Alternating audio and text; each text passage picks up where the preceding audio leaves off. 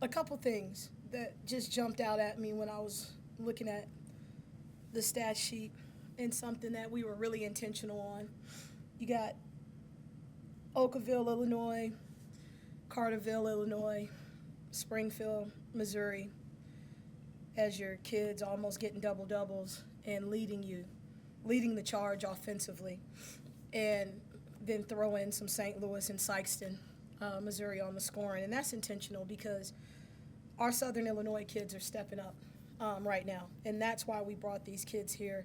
They knew the Missouri Valley, and it means something to them now. I'm not going to take anything away from Texas because I still want to recruit that too. So Texas showed up tonight as well. But I'm just proud of in the first half we had 14 assists on something like 19 baskets. I was going to ask about that. 14 assists on 19 baskets. They don't care. They don't care who gets the shine. They all are encouraging each other. They're passing up the contested shot for the uncontested.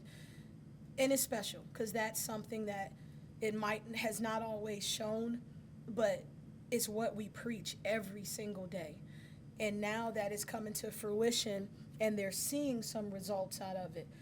Because we always talk about, the process, and we're process oriented, but when kids are just grinding in that process, you want to see some harvest. You want to see the result of the sowing that you're doing. So that's what I've been proud for our young ladies because they see that sharing the ball, the end result of that. Defensively, I was really, really proud of our effort in the first half. I thought they communicated in front of our bench, things we were switching, different looks we were giving them. We protected the inside out, and we contested the three to hold them to only a couple threes in the game. All of those were contested, and that was our next biggest thing. It took us a minute to adjust. They jumped out on the offensive boards on us, but once we eliminated their second chance points, that's what helped our lead grow to a comfortable spot. In terms of adversity through it, again, not hitting free throws.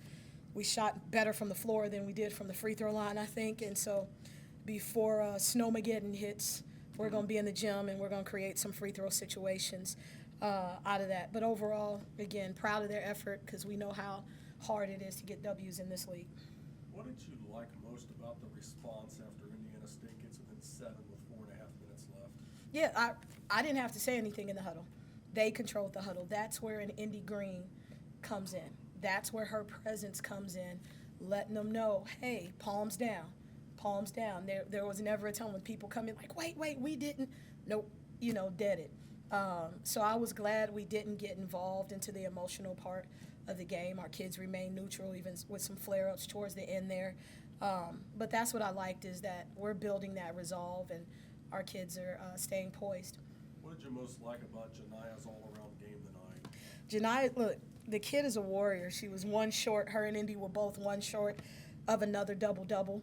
But she's handling the ball. She understands the offense. She understands angles.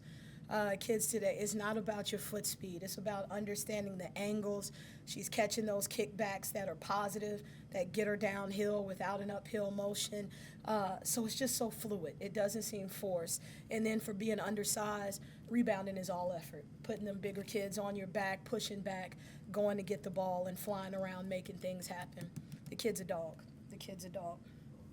To win consecutive games for the first time in a couple of years, I know I guess it's another tangible sign of the progress this program is making. It is. It's there. And you try to keep your blinders on. You try to stay to the grind of it. But again, the most important thing is our young ladies see that process. They see the progress.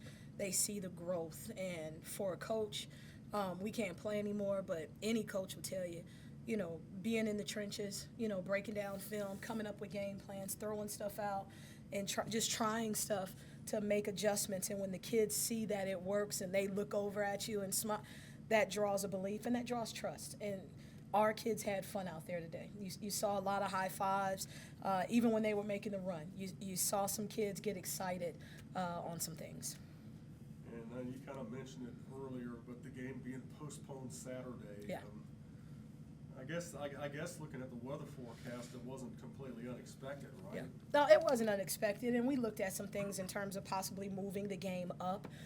So I think we could have played the game.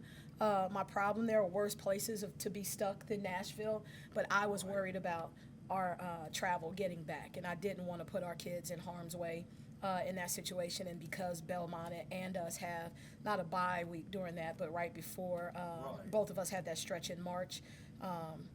I would have liked to play them now because I think our kids are playing well, but we just got to keep this going. But it was both on both sides, not just on our safety, but Belmont crew's safety too.